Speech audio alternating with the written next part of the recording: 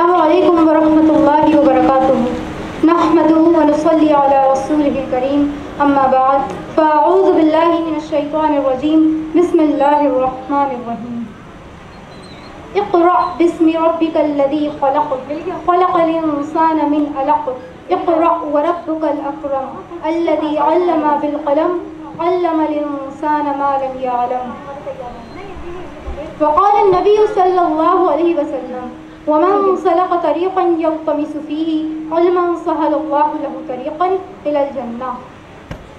حیرت ہے کہ تعلیم و ترقی میں ہے پیچھے، حیرت ہے کہ تعلیم و ترقی میں ہے پیچھے جس قوم کا آغاز ہی اقرأ سے ہوا تھا۔ برادران اسلام، انسان اور دیگر مخلوقات میں فرق عمل اور علم کا ہی ہے کہ دیگر مخلوقات میں یہ اہلیت نہیں ہوتی کہ وہ اپنی معلومات اور علم میں اضافہ کریں، جبکہ انسان دیگر ذرائع کو استعمال کر کے اپنی معلومات میں اضافہ کر سکتا ہے۔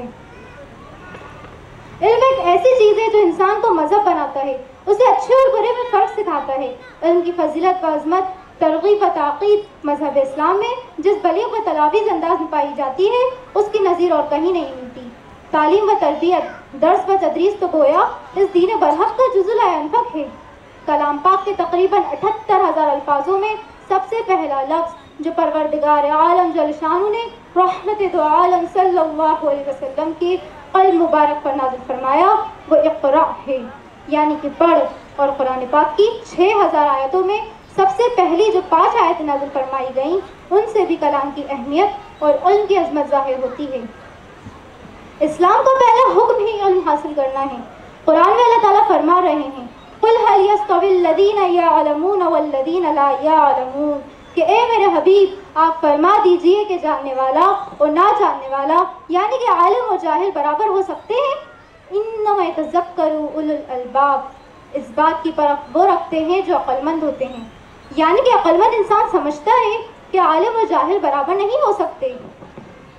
دین اسلام میں ان کی بہت اہمیت ہے، چنانچہ اس امت پر جب پہلی وحی نازل ہوئی تو نبی کریم صلی اللہ علیہ وسلم کو یہ لفظ ملا اقرأ، یعنی کہ پڑھیے۔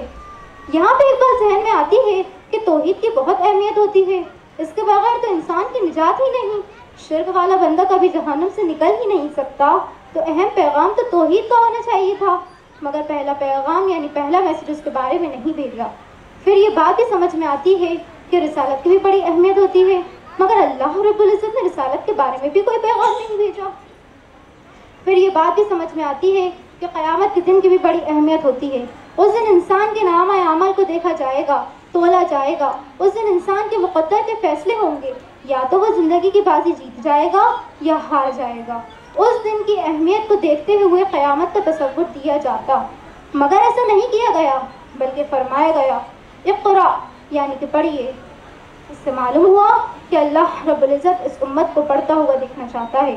علم کی بہت بڑی فضیلت ہے، یہ وہ صفت ہے جس کی وجہ سے اللہ نے انسان کو امتیاز عطا کیا۔ ہم غور کریں کہ فرشتوں نے آدم علیہ السلام کو سجدہ کیا، حالانکہ وہ بڑے عبادت گزار تھے۔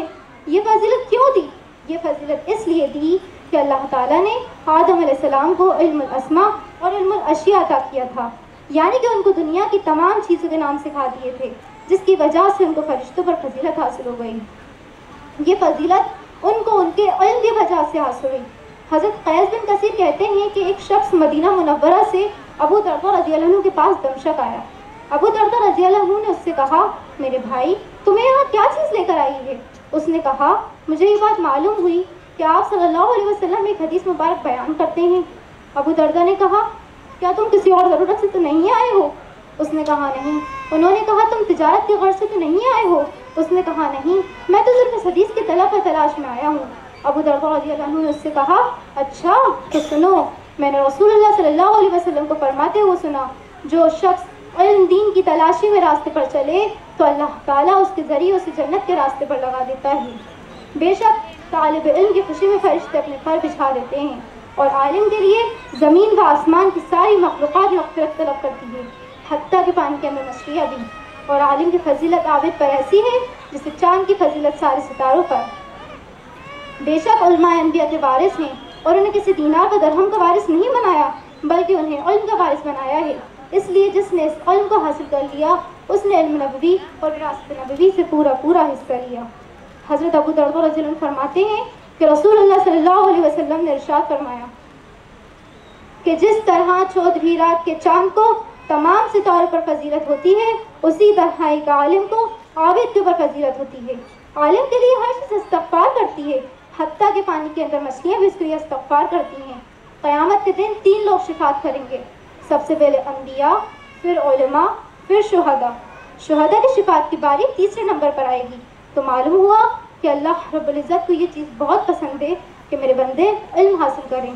جب کوئی بندہ علم حاصل کرنے کے لیے اپنے گھر سے نکلتا ہے تو فرشتے اس کے پاؤں کے نیچے اپنے پروں کو بچھا دیتے ہیں، اس بات سے خوش ہو کر کہ وہ کتنے عظیم کام کے لیے اپنے گھر سے نکلا ہے۔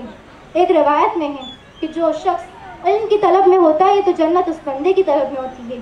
نوجوان طالب علم اپنی قسمت پر اللہ کا شکر ادا کرے کہ ہم اللہ تعالیٰ کے چنے ہوئے بندے ہیں، اور اس کی دلیل قرآن میں ہے۔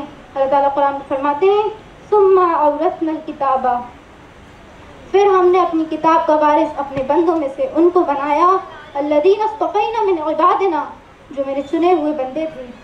کتاب کا وارث وہی لوگ بنتے ہیں جن کا اللہ کے یہاں چناؤ ہوتا ہے۔ طالب علم اگرچہ ظاہر میں معمولی کپڑے پہنتے ہیں، مشقتیں اٹھاتے ہیں، مگر ان کا مقام اللہ کے سامنے بڑا بلند ہے۔ ہم غور کریں کہ آج مختلف لوگ صبح اٹھتے ہیں، کسی کے سامنے اللہ نے کپڑے کو رکھ دیا، وہ کپڑے کو کاٹتا ہے، اسے جوڑتا ہے، ہم اسے درزی کہتے ہیں۔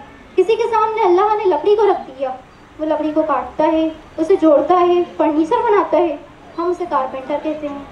کسی کے سامنے اللہ نے اینٹ کو رکھ دیا، وہ اینٹ کو دوسری اینٹ سے جوڑتا ہے، مکان بناتا ہے، ہم اسے مستری کہتے ہیں۔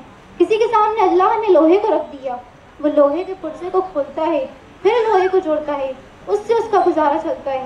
آج کسی کے سامنے کچھ رکھا، کسی کے سامنے کچھ رکھا۔ میں سلام کرتی ہوں ان طالب علم کی عظمت کو کہ وہ صبح اٹھتے ہیں، اللہ ان کی جھولی میں اپنا قرآن رکھ دیتا ہے، ان کی جھولی میں اپنے محبوب صلی اللہ علیہ وسلم کا فرمان رکھ دیتا ہے۔ وہ اللہ تعالیٰ کے چنے ہوئے بندے ہیں، اللہ نے ان کو اپنے کام کے لیے چن لیا۔ قیامت کا دن ہوگا، اللہ کے سامنے اصحاب صفہ کھڑے ہوں گے، اللہ تعالیٰ پوچھیں گے بتاؤ کیا لے کر آئے ہو؟ اس وقت کے طلبہ بھی کھڑے ہوں گے، کہیں گے اللہ ہم علم و عمل میں ان کے پیچھے تو نہ چل سکے جیسا کہ چلنا تھا، مگر میرے مولا ان کے نقش قدم پہ چلنے کی پوری کوشش ہم نے کی تھی۔ حضرت مولانا بنواری رضی اللہ عنہ اپنے طلبہ کے سامنے ایک حدیث مبارک بیان کرتے تھے کہ قیامت کا دن ہوگا، اللہ کے سامنے علماء اور طلبہ کھڑے ہوں گے، اللہ تعالیٰ پوچھیں گے بتاؤ کیا لے کر آئے ہو؟ کہیں گے اللہ ہم تو علم و عمل ان کے پیچھے تو نہ چل سکے جیسا ہمیں چلنا تھا، مگر میرے مولا ان کے نقش قدم پہ چلنے کی پوری کوشش ہم نے کی تھی۔ حضرت مولانا بنواری رضی اللہ عنہ اپنے طلبہ کے سامنے ایک اور حدیث مبارک بیان کرتے تھے کہ قیامت کا دن ہوگا، اللہ کے سامنے علماء اور طلبہ کھڑے ہوں گے، اللہ تعالیٰ فرمائیں گے یا معاشر العلماء، اے علماء کی جماعت، میں نے تمہارے سینوں کو علم کے نور سے اس لیے نہیں بھرا تھا کہ آج میں دوسروں کے سامنے تمہارا مواخذہ کروں، تمہیں رسوا کروں، جاؤ تمہارے گناہوں کو میں نے تمہاری نیکیوں میں بدل دیا۔ اس وقت طلبہ کو پتہ چلے گا کہ اللہ رب العزت کی کیا نظر کرم ہوئی، یہ علم کی نسبت کتنے کام آئی۔